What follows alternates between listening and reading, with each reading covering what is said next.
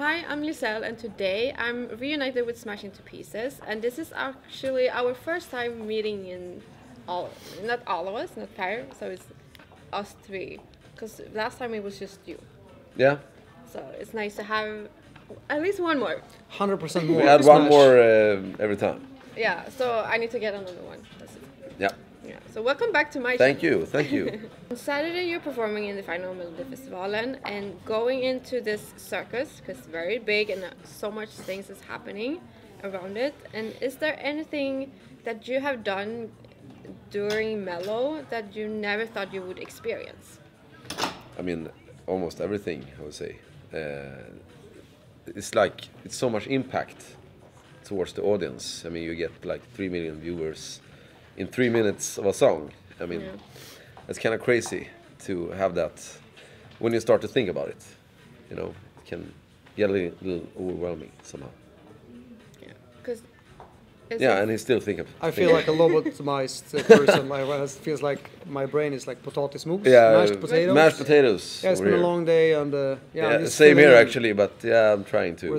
We're gonna do this together, Banjo. Together. Yep. Yeah, it's good. The guitar. Yeah. Yeah. I don't even remember the question, but it sounded good. So. Well, it's good. It was pure. Yeah. How is it different preparing for a tour performance and to going to a live show? Because it's like, how much different things is it? I would say when we play on tour, it's of course we are more free in one way. It's like we have the show, the audience. Somehow we already built the relation. This time it's more like a date. You know, you have like. You have no clue what people think about you, but you do your thing. But also you have this every cinematic, like every shot. You wanna have the timing. So it's a lot more to think about in that short time. Have more pressure. Yeah, because your performance of Heroes of Calling have a lot of interesting visuals in the background. What were your guidelines to the team of what you wanted on stage? I mean, the guideline of this song is like we follow the journey of Apoc in this, and the battle he has in Arcadia. And from last year, it was more a personal song about Adam's life. This time, we want to bring the Smash story, like the mentality of Smash, into Melodifestivalen, maybe Eurovision. And then we want to represent the Arcadia, the world that Apoc comes from. And that is what you see on the visuals. Yeah, you're really good at this, Banjo. Yeah, he's been practicing a lot. Yeah, but that's what I'm doing, practicing on this. Yeah, because I wanted also to ask about, because in the performance you have Apoc appear and disappear. Like, whose idea was to do something like that? Apoc, he got some He crazy works ideas. in mysterious ways. Yeah, he really does. Yeah. He's like, yeah, I'm not visible. Peekaboo. Yeah, it was fun. It's cool transition thing. So because you kind of wonder where he's is in the beginning, so you kind of get a surprise. Because I wasn't expecting it either when I first saw it in the rehearsal. You want to stay as a surprise. What inspired also the earpiece? Earpiece, I think it's called. Benjamin and Paris. Yeah. I mean, we're getting more and more Apoc-ized. It's like the more we spend time together, the more we are getting like this digital, bring out the digital self somehow. Apocalypsed. That was kind of a cool title for the next album. Apocalypsed, yeah. That's actually, cool. Yeah. Juni, write it down. Chris, going into Mello also, you get the singing singing coach. Have you learned something new working with that? I will show you. If you take your tongue and you press it in your mouth with the mouth closed, you get saliva. That's good for you.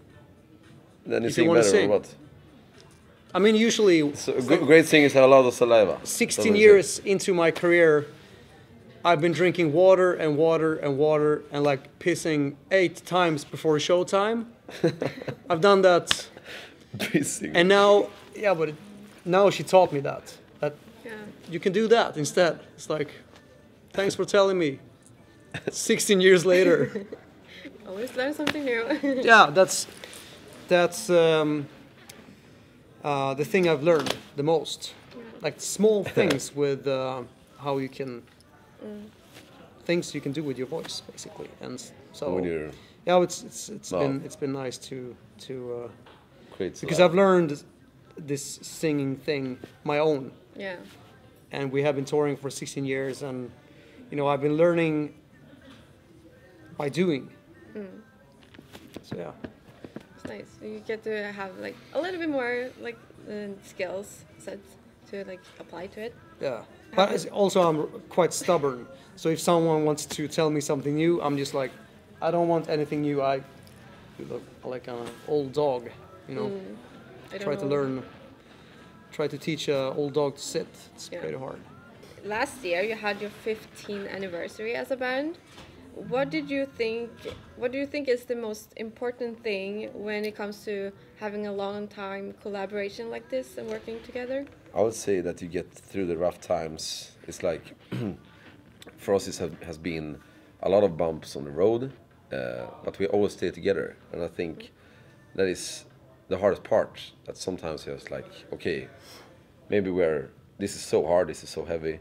But if you stay together and try to communicate and find the ways, and we always like try to find each other's strength and make it even stronger. I think a lot of bands or anything, they want some kind of roles that maybe it's not right for the person. And here we really found each other's roles in the band. Yeah. It's very clear. Yeah, it's really clear. In December, I had an interview with Benjamin where we talked about having different roles, like titles in the band, and you have other people outside helping. Are you any involved in hiring or like making sure it's like the right people working together? Of course, everything. Smash is we don't have a label. We are our own label, and we're doing everything from inside out. So we are like a big family together. Oh, some handsome guys, Norwegians guys over there. That was like a good Easter egg right there. Yeah. What is like the most important thing when you're trying to find people to work like with you as a band? Because it's like very different things than these two.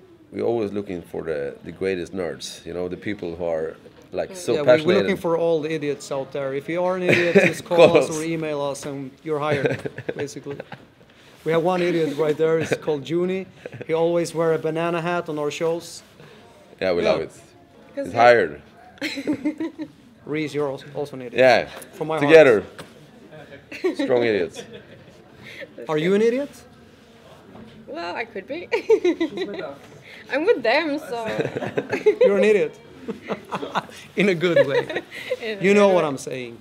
It's only positive idiots. Yeah. Exactly. To add. Yeah, we have the nerds in a way, different types of. Yeah. It's cool. And also I want to ask, because Benjamin has your own solo project named... Don't tell him.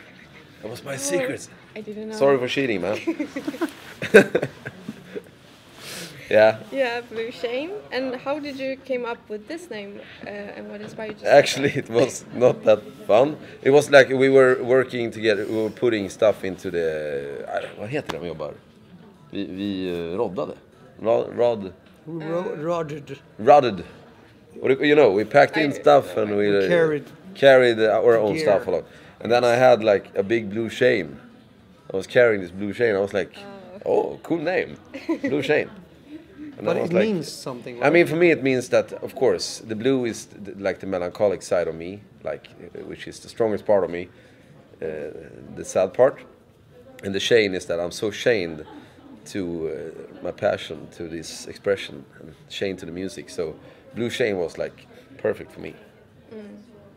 In capital letters. Yep. Yeah. Is the music creating different when you do it for Bluechain or versus like Smash into pieces? Yeah. It's a lot big difference. I mean, in Smash, it's a lot of like the cinematic feeling, It's like going into a movie, and when I write for Smash, I'm always going on this journey in a story, When I write for myself, I'm much more maybe sad, I'm more open with it somehow in another way. And somehow it's I think it's a smaller for a smaller listener. Not smaller listener. Really short listeners. No. It's just I can't speak English anymore. It's okay. Small But So audience. fill out for me, please. Help me out. that's why I'm Smaller silent audience, because like my among? brain is mashed potatoes. Yeah, less. I don't know. It's been a long It's day. yeah. It's just. We just wanna feel human. Only human. Only human. Yeah. What was the question? I What's don't the even know question? anymore. I don't know either. I think Tanya wants to help us out here. Yeah, I know. 1 hour. 1 more hour. For God's sake! Yeah, I was going to my last question. Oh. What is like your professional goals for 2024? I think they're actually the same as every year. I mean, our professional goals is that we want to stay humble. We want to have the passion for it. We want to love what we're doing, and I think that is the key that will bring us out on the road again. And I'm waiting for my son to come out. Exactly. He has a private big thing going on. Yeah, in June. Milton is gonna be a big brother. Yeah, it's cool. It's gonna change in how he perceives It's gonna be a different everything. life, Yeah, that's fine. but in a good way. Yeah. So thank you so much for Thank taking you the so time. much. Let's have fun. Yeah.